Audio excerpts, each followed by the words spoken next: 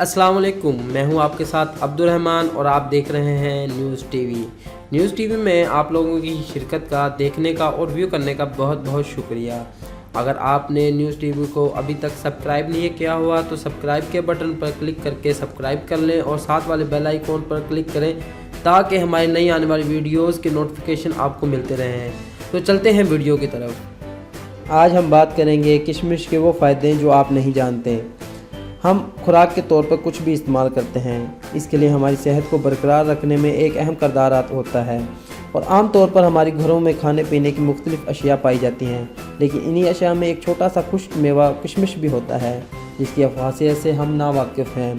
आज हम बात करेंगे किशमिश की अफादियत के बारे में। किशमिश का इस्तेमाल कोलेस्ट्रॉल के ख़िलाफ़ भी इंतहाई मुफीद है और यह हमारे जिस्म में मौजूद सेहत कोलेस्ट्रॉल को बढ़ने से रोकता है।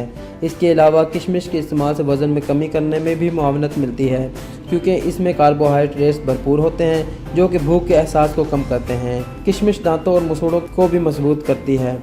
किशमिश एक मखसूस लियोलेसिक एसिड मौजूद होता है जो कि दांतों को नुकसान पहुंचाने वाली चिकनाई को बढ़ने से रोकता है। इसके अलावा किशमिश में कैल्शियम की भी भरपूर मकदार मौजूद होती है जो कि दांतों को खोखला और टूटने से महफूज रखती है।